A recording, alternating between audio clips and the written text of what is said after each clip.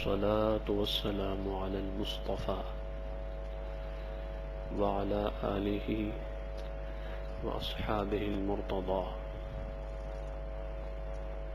أما بعد فأعوذ بالله من الشيطان الرجيم بسم الله الرحمن الرحيم وَلِلَّهِ الْمَثَلُ الْأَعْلَى صدق الله العظيم وبلغنا رسوله النبي الكريم الأمين ونحن على ذلك لمن الشاهدين والشاكرين والمطمئنين والموقنين والحمد لله رب العالمين.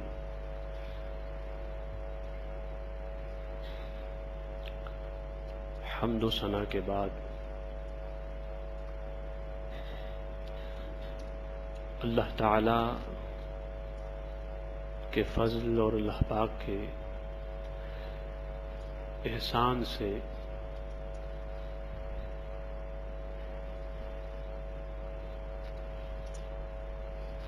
آج ہمارے خطاب کا جس کا عنوان ہے حضور علیہ السلام نے حج کیسے ادا فرمایا، دوسرا حصہ ہے مقام ذوالحلیفہ سے مکہ مکرمہ تک. ذوالحلیفہ سے مکہ مکرمہ تک حضور علیہ السلام کا سفر حج.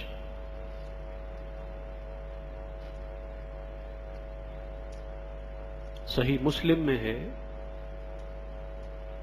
کہ کانت النساء کلہن معہ، کہ حضور علیہ السلام کی تمام بیویاں ازواج مطہرات اس سفر حج میں حضور علیہ السلام کے ساتھ شریک تھی. یہاں سے یہ معلوم ہوتا ہے کہ اگر کسی شخص کے پاس اتنا مال ہو کہ وہ اپنے علاوہ اپنی بیوی کو بھی لے جا سکے حج پہ، تو اس کو لے جانا چاہیے. یہ اللہ کے رسول صلی اللہ علیہ وسلم کی سنت ہے. حضور علیہ السلام نے ذوالحلیفہ میں نماز عصر، مغرب، عشاء اور کل کی فجر اور ظہر کی نماز، 5 نمازیں ادا کی.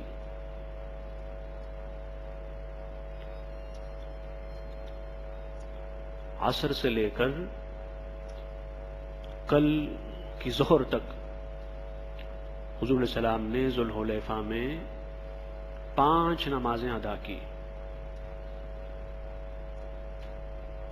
اور رات ذوالحلیفہ میں بسر کی. اور رات میں آپ کے پاس اللہ پاک کی طرف سے ایک فرشتہ آیا، اللہ کا پیغام آیا، اور حضور علیہ السلام نے صبح وہ پیغام اپنے صحابہ کو بتایا. اللہ کے رسول صلی اللہ علیہ وسلم نے فرمایا کہ آتانی اللیلۃ آت من ربی،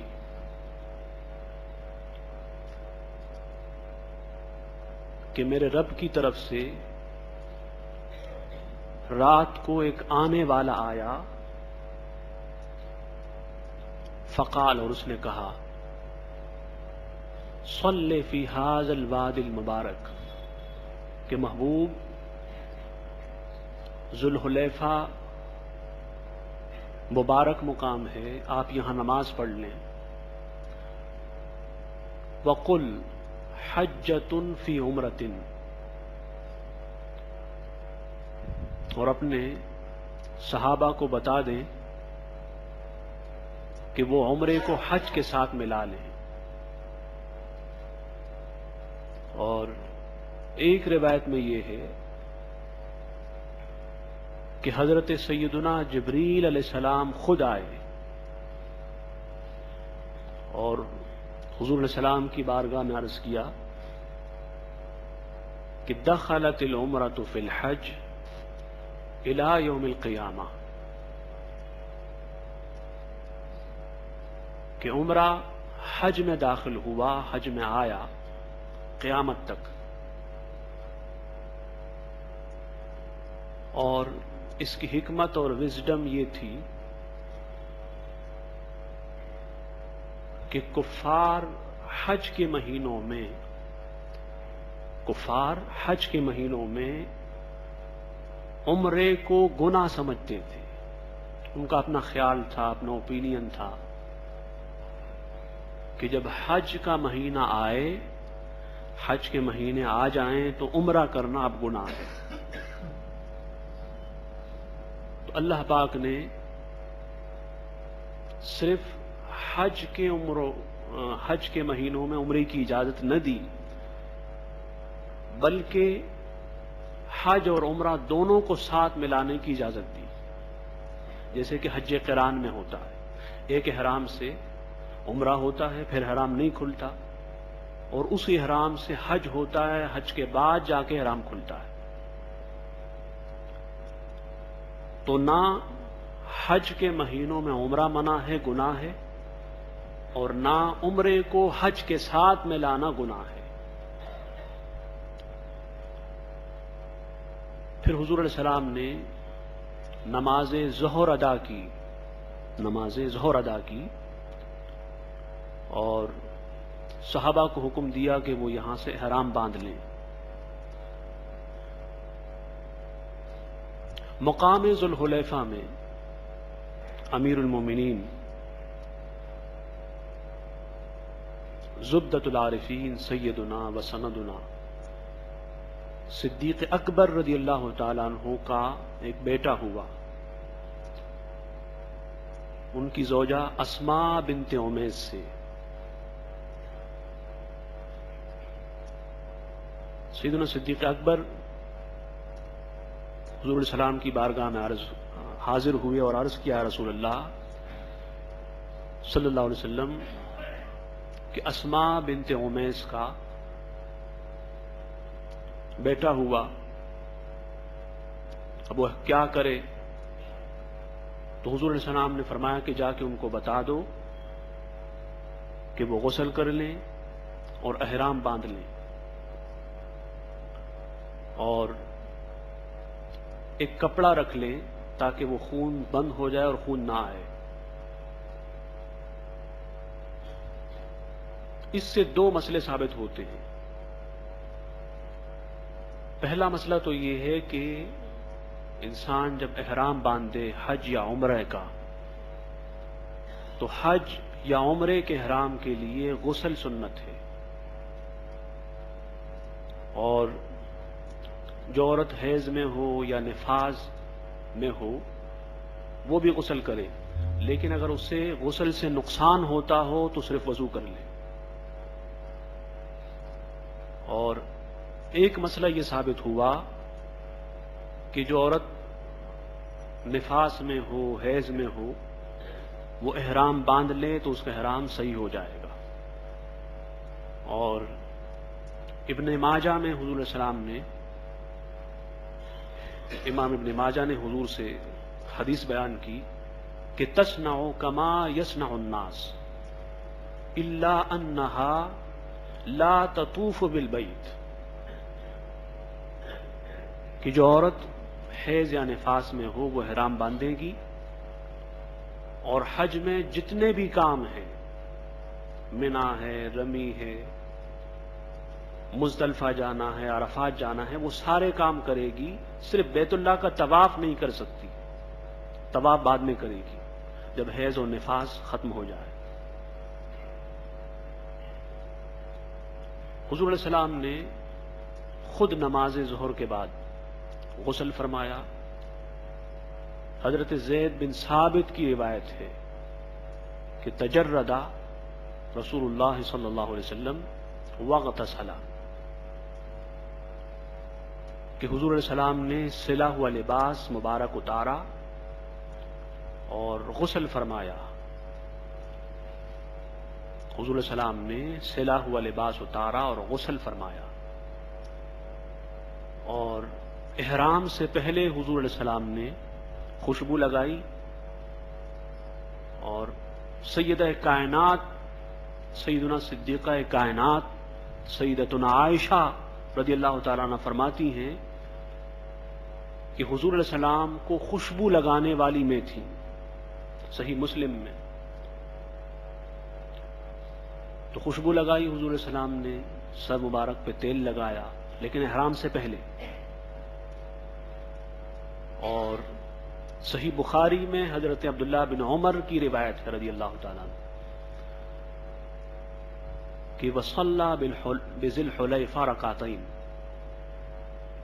حضور علیہ السلام نے مقام ذی الحلیفہ میں 2 رکعت، جو احرام کی 2 رکعت ہوتی ہے، وہ ادا کی، اور ان 2 رکعتوں میں سے پہلی رکعت میں سورہ کافرون اور دوسری رکعت میں حضور علیہ السلام نے سورہ اخلاص کی تلاوت کی۔ سو احرام باندھنے والے کے لیے سنت یہ ہے کہ وہ احرام کی دونوں رکعتوں میں سے پہلی رکعت میں سورہ اخلاص اور بعد والی پہلی رکعت میں سورہ کافرون اور دوسری رکعت میں سورہ اخلاص کی تلاوت کرے۔ حضور علیہ السلام نے احرام باندھا اور احرام کے بعد نماز ادا کی، اور نماز کے بعد آپ نے بلند آواز سے تلبیہ لبیک پڑھا۔ صحابہ کو بھی آپ نے حکم دیا کہ آپ بلند آواز سے تلبیہ پڑھیں، اور حضور علیہ السلام نے خود فرمایا امرنی جبریل برفع الصوت فی الاحلال، کہ خود جبریل علیہ السلام نے مجھے حکم دیا کہ میں بلند آواز سے، اونچی آواز سے تلبیہ پڑھوں۔ اس کے بعد 26 ذیقعد کو 26 ذیقعد کو حضور علیہ السلام مقام ذی الحلیفہ سے مکہ مکرمہ کی طرف روانہ ہوئے، اور حضرت جابر رضی اللہ تعالیٰ عنہ نے وہ جو سفر تھا، سفر حج حضور علیہ السلام کا، اس کو اس انداز سے بیان فرمایا۔ انہوں نے فرمایا کہ جب یہ قافلہ عشق محبت مصطفی چلا سوئے مکہ، سوئے در جانا، تو فرماتے ہیں کہ میں نے نگاہ اٹھا کے چاروں طرف دیکھا، حضور علیہ السلام کے دائیں، حضور کے بائیں، حضور کے آگے، حضور کے پیچھے، تو جہاں تک نگاہ جاتی وہاں تک لوگ ہی لوگ نظر آ رہے تھے۔ کوئی سوار تھا، کوئی پیدل تھا، جیسے میں نے پچھلے خطاب میں بتایا تھا، جس کو سواری ملی وہ سوار ہو کے آیا، اور جس کو سواری نہ مل سکی وہ پیدل ہو کے آیا۔ حضرت جابر فرماتے ہیں کہ ہر طرف لوگ ہی لوگ تھے، اور فرمایا کہ قرآن اتر رہا تھا، وہ خود صاحب قرآن تاجدار کائنات کی ذات ہم میں موجود تھی۔ فرماتے ہیں کہ پھر ہم چلے، صحابہ لبیک پڑھتے ہوئے، اور فرمایا درخت، پتھر اور زمین کا ذرہ ذرہ، ہر شے تلبیہ پڑھنے لگا۔ یعنی حضور علیہ السلام کی جانے کی خوشی اور حضور علیہ السلام کے گزرنے کی خوشی فقط انسانوں کو نہ تھی، شجر و حجر کو بھی تھی، زمین کے ذرات کو بھی تھی کہ حضور کے عشق و محبت میں فنا ہو کر وہ بھی تلبیہ پڑھنے لگے۔ چلتے چلتے حضور علیہ السلام مقام روحا پہ پہنچے اور وہاں اتر کر حضور علیہ السلام نے نماز پڑھی اور نماز کے بعد فرمایا کہ صلی فیہ 70 نبیا، کہ اس مقام پر اللہ تعالیٰ کے 70 انبیاء نے نماز ادا کی، 70 انبیاء نے نماز ادا کی۔ اور پھر حضور نے جو نگاہ اٹھائی تو حضرت سیدنا عیسیٰ علیہ السلام کو دیکھا کہ وہ تلبیہ پڑھتے ہوئے بیت اللہ کو جا رہے تھے۔ یعنی یہ سفر وہ تھا کہ حضور کے ساتھ فقط صحابہ نہیں، انبیاء بھی حج میں شریک ہوئے۔ اس لیے آگے چل کے ہم بتائیں گے کہ حضور علیہ السلام نے حضرت موسیٰ کو بھی دیکھا کہ وہ حج کو جا رہے ہیں، حضرت ابراہیم کو دیکھا، حضرت ہود کو دیکھا، حضرت صالح کو دیکھا، اور ان روایات کو باقی محدثین کے علاوہ امام بخاری اور امام مسلم نے روایت کیا ہے۔ وہ جو فقط بخاری کے ماننے والے ہیں ان کے لیے بخاری میں روایات موجود ہیں۔ تو بتانا یہ تھا کہ حضور علیہ السلام نے صحابہ کو بتایا کہ میں نے حضرت سیدنا عیسیٰ علیہ السلام کو دیکھا کہ وہ تلبیہ پڑھتے ہوئے بیت اللہ کی طرف جا رہے تھے۔ آگے حضور علیہ السلام بڑھے، ایک مقام آیا مقام عرج کے نام سے۔ حضرت اسماء بنت ابی بکر رضی اللہ تعالیٰ عنہ فرماتی ہیں کہ نزل رسول اللہ صلی اللہ علیہ وسلم فنزلنا، اس مقام پہ حضور علیہ السلام بھی اترے اور ہم بھی حضور علیہ السلام کے ساتھ اس مقام پہ اترے۔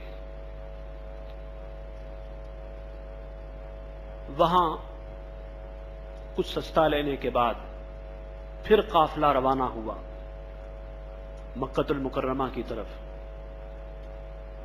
پھر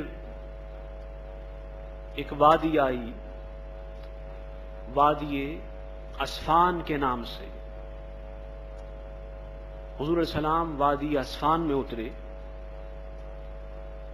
اور اس موقع پہ حضور علیہ السلام نے فرمایا کہ مر بہ ہود و صالح، کہ لوگوں میرے سامنے سے حضرت ہود گزرے، حضرت صالح گزرے، یہ تلبیہ پڑھتے ہوئے لبیک پڑھتے ہوئے حج کے لیے جا رہے ہیں، تلبیہ پڑھتے ہوئے حج کے لیے جا رہے ہیں۔ اور پھر آگے جب حضور علیہ السلام بڑھے تو وادی آئی وادی ارزق کے نام سے۔ حضور علیہ السلام وادی ارزق میں اترے تو آپ نے فرمایا، اس کو امام بخاری نے بھی بیان کیا اور امام مسلم نے بھی بیان کیا، کأنی انظر الی موسیٰ حابطا، فرمایا لوگوں میں موسیٰ علیہ السلام کو دیکھ رہا ہوں کہ وہ فلاں وادی سے اتر رہے ہیں اور تلبیہ پڑھ رہے ہیں۔ امام بخاری نے بیان کیا اور امام مسلم نے بیان کیا۔ اور سیدنا محقق علی الاطلاق شاہ عبد الحق محدث دہلوی رضی اللہ تعالیٰ نے فرمایا کہ یہ جو حضور دیکھ رہے تھے یہ کوئی خواب نہ تھا، یہ فزیکلی حضور علیہ السلام دیکھ رہے تھے، اور انبیاء کا جو حج تھا یہ کوئی روحانی حج نہ تھا، یہ فزیکلی جسمانی حج تھا۔ جیسے حضور علیہ السلام جب اللہ کے دیدار کے لیے جا رہے تھے تو اس موقع پہ انبیاء حضور کے استقبال کے لیے آئے، یا پھر اس حج کے موقع پر سارے انبیاء حضور کے استقبال کے لیے آئے۔ تو یہ وہ سفر حج ہے جس میں حضور کے ساتھ انسان بھی تھے، جنات بھی تھے، ملائکہ بھی تھے اور اللہ کے انبیاء بھی تھے۔ اور شاہ ولی اللہ محدث دہلوی نے فیوز الحرمین میں فرمایا کہ ان الانبیاء لا یموتون یصلون ویحجون،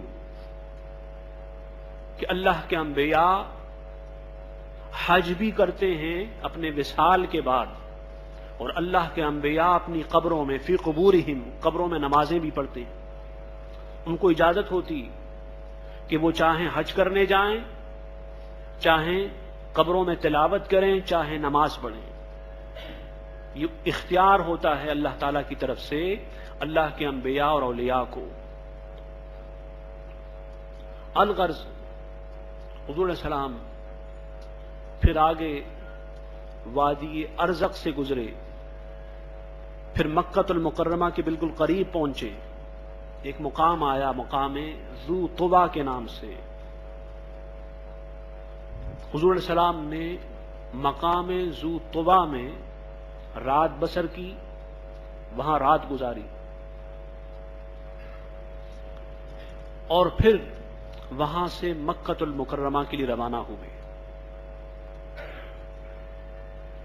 تو یہ سفر حج جو حضور علیہ السلام کا تھا، اس سفر حج میں ہر صحابی کی نگاہ حضور علیہ السلام پہ ہوتی تھی. اس لیے اس سفر حج میں بڑی سے بڑی بات بھی حضور کی اور چھوٹی سی چھوٹی بات بھی حضور علیہ السلام کی صحابہ نے امت تک پہنچائی. پورا سفر حج آپ کو احادیث کی مختلف کتابوں میں ملے گا.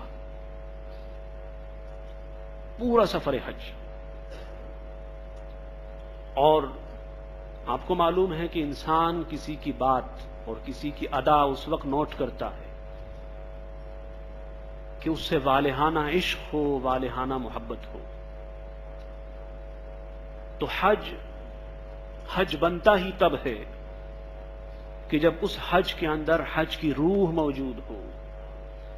اور حج کی روح ہے اللہ کی محبت اور اللہ کے رسول صلی اللہ علیہ وسلم کی محبت.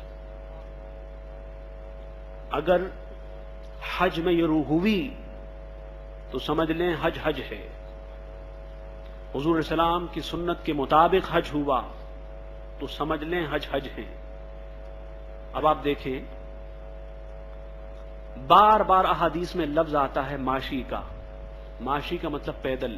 جس کے پاس سواری نہ تھی وہ پیدل آئے. ایک صحابہ کا وہ ایمان تھا،